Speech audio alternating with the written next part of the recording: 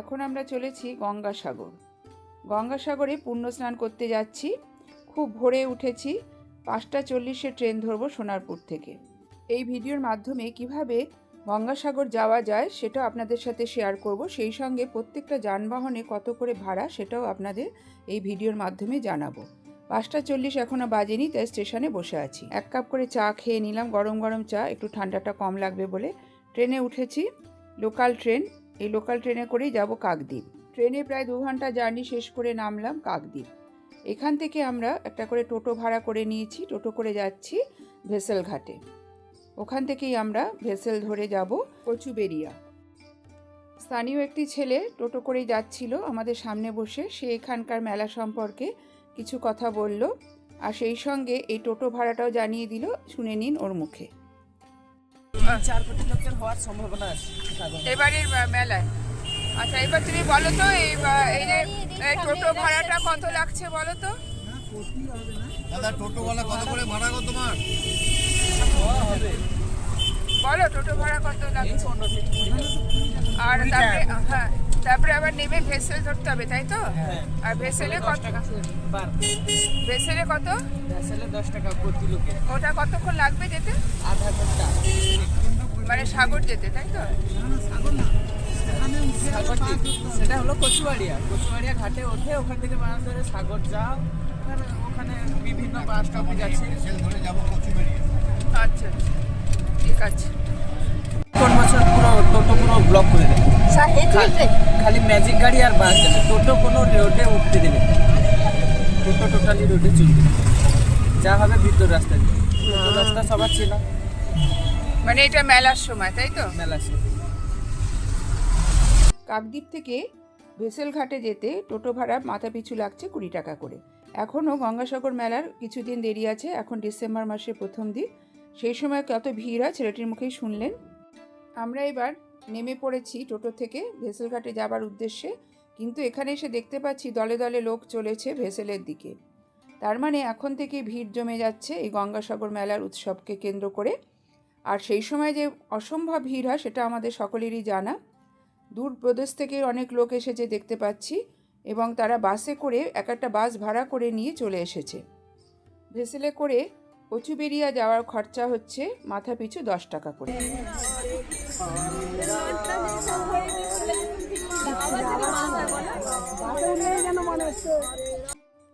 আমরা প্রায় আধ ঘন্টা হলো এখানে দাঁড়িয়ে রয়েছি, প্রচুর লোক সামনে দেখতেই পাচ্ছেন। এবার ভেসেল এসে গেছে বলে সব ভেতরে প্রবেশ করছে টিকিট দিয়ে।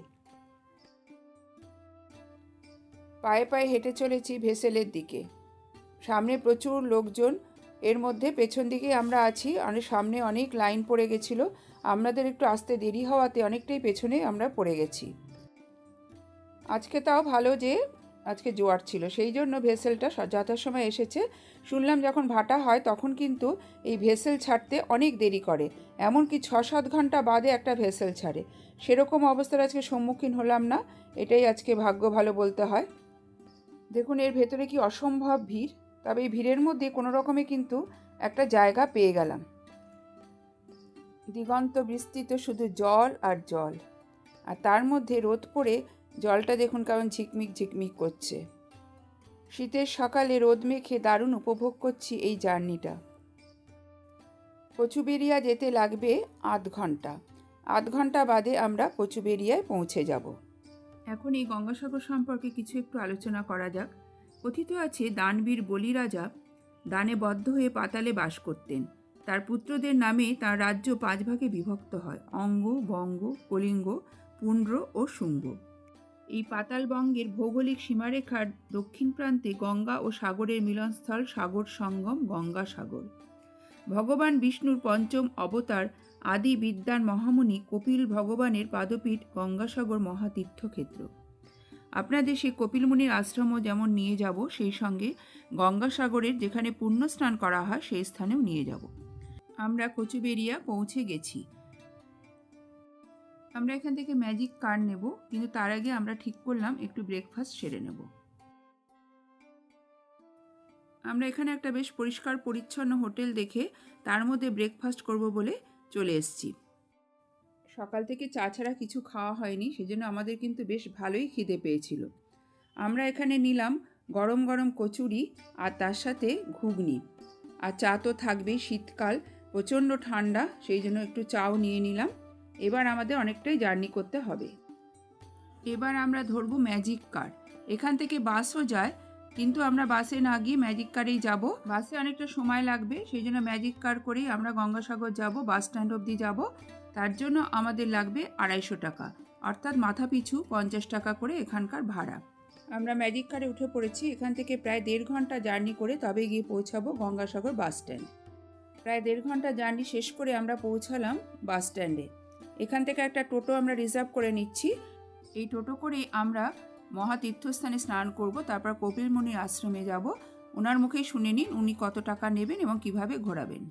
আপনি কি বলুন, আপনি কিভাবে আমাদের নিয়ে ঘোরাবেন? এখান থেকে নিয়ে যাবো, এটা জায়গাটা বলুন। 1 নম্বর সি বিচে নিয়ে যাবো। না, এটা কি জায়গা? এটা বাস স্ট্যান্ড, 5 নম্বর বাস স্ট্যান্ড থেকে 1 নম্বর সি বিচ নিয়ে যাবো। ওখানে ছেড়ে দেবো, আপনারা চান করতে যাবেন, মোবাইল নাম্বার দিয়ে দেবেন।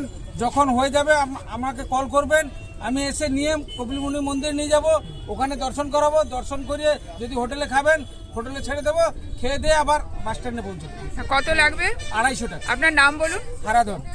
ফোন নাম্বারটাও বলে দিন। 9734 95 9226। এই নাম্বারটা থাকলো, যদি আপনাদের যোগাযোগ করার হয় এর সাথে যোগাযোগ করতে পারেন। টোটো থেকে নেমেই দেখতে পেলাম ডাবওয়ালা দাঁড়িয়ে রয়েছে। ডাবগুলো যথেষ্টই বড় এবং শাঁসালা, কিন্তু মাত্র 40 টাকা, ভাবাই যায় না। ডাব খেয়ে নিলাম। ডাব খেয়ে নিয়ে এবার চলেছি স্নানের উদ্দেশ্যে। এই হচ্ছে সেই রাস্তা যেখান দিয়ে আমরা পায়ে হেঁটে যাব মহাতীর্থস্থানে স্নান করতে। বঙ্গোপসাগরের উপকূলে সুন্দর বনাঞ্চলের এই দ্বীপটিরই পৌরাণিক নাম শ্বেতদ্বীপ। এরই দক্ষিণাংশে গঙ্গা যেখানে সাগরের সঙ্গে মিলেছে, সেই স্থানটি গঙ্গাসাগর নামে খ্যাত। এককালে সাগরদ্বীপ ছিল 170 বর্গমাইলের এক সমৃদ্ধ জনপদ। 1688 খ্রিস্টাব্দে সামুদ্রিক ঝড় এবং জলোচ্ছ্বাসে সাগরদ্বীপের প্রায় 2 লক্ষ মানুষ সমুদ্রের টানে ভেসে যায়। সেই থেকে দ্বীপটি বহুকাল জনহীন এবং শ্রীহীন হয়ে পড়েছিল। সপ্তদশ শতাব্দীতে বিদেশি বণিক এবং ইংরেজরা সাগরদ্বীপকে পরিত্যক্ত অবস্থায় আবিষ্কার করেন। গঙ্গাসাগরে সন্তান বিসর্জন একসময় প্রচলিত একটি কুপ্রথা ছিল, যেখানে সন্তানহীন দম্পতিরা মানত করতেন যে তাদের সন্তান হলে প্রথম সন্তানকে গঙ্গায় বিসর্জন দেবেন। 1801 সালে লর্ড ওয়েলেসলি এটি আইন করে বন্ধ করেন। তবে প্রথার প্রভাব পুরোপুরি না কমায় এখনও অনেকে প্রথম সন্তানকে সাগরে ভাসিয়ে তুলে নেওয়ার প্রথা পালন করেন, যা একসময়কার নির্মম প্রথার একটি রূপান্তর মাত্র। গঙ্গাসাগরে যাত্রাপথটি 20 শতকের গোড়ার দিকে ছিল দুর্গম এবং সাপত সংকুল। তীর্থক্ষেত্রে যারা আসতেন তাদের অনেকেই বাঘ, বন শুয়োর, বিষধর সাপ আর নোনা জলের কুমির, হাঙরের আক্রমণে প্রাণ হারাতেন। তাছাড়া কলেরা, বসন্ত এবং নানা সংক্রামক ব্যাধিতেও মানুষ মারা যেতেন। চোর ডাকাতে দৌরাত্ম্য তো ছিলই, তবু সাগর মেলায় তীর্থযাত্রীর অভাব হয়নি কখনোই। সগৃহে আর ফেরা হবে না এই মন নিয়ে স্বজনদের কাছ থেকে বিদায় নিয়ে তীর্থযাত্রীরা গৃহত্যাগ করতেন। নৌকা, বজরা ছাড়া তখন যন্ত্রচালিত যানবাহন ছিল না বলে যাত্রীদের অধিকাংশ পথ পদব্রজে অতিক্রম করতে হতো। পরিষেবা বলতে তখন কিছুই ছিল না। সাগরযাত্রীদের সাহায্যে এবং সেবা শুশ্রূষার কাজে প্রথম এগিয়ে এসেছিলেন খাদুরাম নামে মেদিনীপুরের এক ধার্মিক রাজা। তিনি দরিয়াপুর থেকে নৌকাযোগে সাধু সন্ন্যাসী এবং সাধারণ তীর্থযাত্রীদের যাতায়াতের ব্যবস্থা করে দিতেন। তাছাড়া পানীয় জল এবং ওষুধপত্র দিয়েও সাহায্য করতেন। পথে চোর ডাকাতের উপদ্রব রুখতে সঙ্গে দিতেন সৈন্য সামন্ত। বেদ অনুসারে সত্যযুগে অযোধ্যা রাজা ছিলেন সাগর। মনে করা হয় সাগর রাজা ত্রেতাযুগে ভগবান বিষ্ণুর 7ম অবতার শ্রী রামচন্দ্রের ত্রয়োদশ পূর্বপুরুষ ছিলেন। রাজা সাগর নিজের সাম্রাজ্য বিস্তার করার জন্য 99 বার অশ্বমেধ যজ্ঞ করেছিলেন। আরও একবার অর্থাৎ 100তম অশ্বমেধের যজ্ঞ শুরু করেন। ভীত হন দেবরাজ ইন্দ্র। এর আগে একমাত্র দেবরাজ ইন্দ্রই 100 বার অশ্বমেধের যজ্ঞ করেছিলেন। একজন মনুষ্য হয়ে সেই সাহস দেখানোয় রুষ্ট হন দেবরাজ ইন্দ্র। অথচ যজ্ঞ সরাসরি থামানোর কোনো উপায় নেই তাঁর কাছে। তাই উপায় না দেখে যজ্ঞ ভণ্ডুল করতে ছলের আশ্রয় নিলেন দেবরাজ ইন্দ্র। দেবরাজ ইন্দ্র অশ্বমেধের যজ্ঞের ঘোড়া চুরি করে কপিলমুনির আশ্রমে রেখে লুকিয়ে রেখে দিলেন। এদিকে ঘোড়ার খোঁজ না পেয়ে দলবল অস্ত্রশস্ত্র নিয়ে ঘোড়া খুঁজতে বেরোলেন সাগর রাজা 60,000 পুত্র। অবশেষে ঘোড়ার খোঁজ মিলল কপিলমুনির আশ্রমে। কপিলমুনির আশ্রমে ঘোড়াকে দেখে সবাই ভাবল কপিলমুনি বোধহয় সেই ঘোড়াকে এখানে এনেছেন।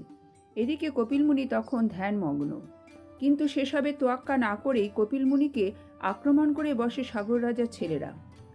কপিল বিরক্ত হয়ে তাঁর চোখ খুলতেই সেই তেজ এবং ক্রোধের আগুনে নিমেষে জ্বলে পুড়ে খাঁক হয়ে গেল 60,000 পুত্র। এদিকে পুত্রদের মৃত্যু সংবাদ পেয়েই কপিলমুনির কাছে ছুটে আসেন রাজা সাগর। সাগর রাজের আর্জি শুনে কপিলমুনি বলেন, একমাত্র গঙ্গার পবিত্র জলে তাঁর পুত্রদের ভস্ম ধুয়ে গেলে তাদের মোক্ষ লাভ হবে। এরপর কেটে যায় 2 প্রজন্ম। অবশেষে সাগর রাজার বংশধর ভগীরথ দেবতাদের তুষ্ট করে গঙ্গাকে মর্তে আনতে রাজি করতে সক্ষম হন। দেবী গঙ্গার পূর্ণ জলের স্পর্শ পেয়েই পাপমুক্ত হয় 60,000 পুত্রের। 2 প্রজন্ম ধরে আটকে থাকা পুত্ররা মোক্ষ লাভ করেন। সেই থেকেই কথিত কপিলমুনির আশ্রমের সামনে মকর সংক্রান্তির দিনে গঙ্গা স্নান করলে মানুষ মোক্ষ লাভ করে। শাস্ত্রীয় স্নান পর্ব একদিনের হলেও গঙ্গাসাগর মেলা চলে পক্ষকাল। শীতের হিমেল হাওয়ায় বালিয়াড়ির ওপর দিয়ে হাঁটতে হাঁটতে সঙ্গমে সূর্যোদয় অথবা সূর্যাস্ত দেখতে দেখতে পুণ্যার্থীরা আদি অন্ত জলসীমায় পৌঁছে যান।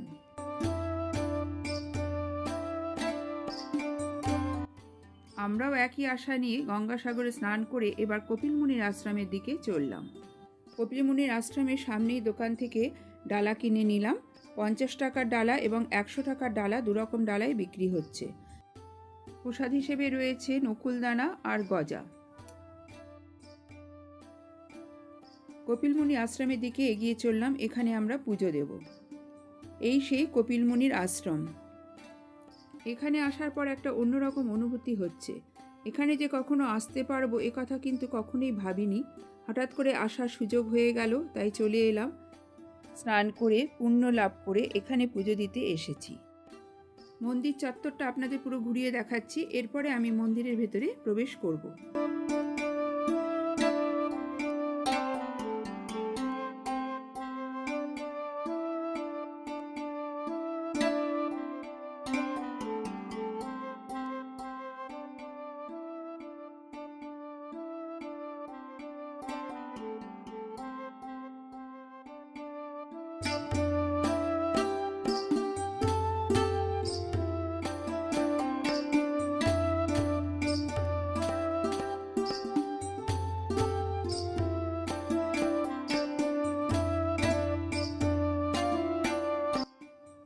এখানে পুজো দিয়ে দুপুরে লাঞ্চ সেরে নিয়ে আমরা আবার একইভাবে ফেরত চললাম বাড়ির দিকে, যেভাবে আমরা এসেছিলাম।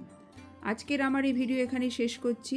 এই গঙ্গাসাগর মেলার যে ভিডিও পোস্ট করলাম, এটা যদি আপনাদের কোনো উপকারে আসে তবে অবশ্যই বাধিত হব।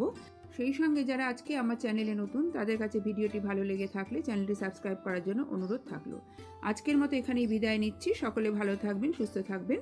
পরবর্তীকালে অন্য কোনো ভিডিও নিয়ে আবার আপনাদের সামনে হাজির হয়ে যাব। ধন্যবাদ।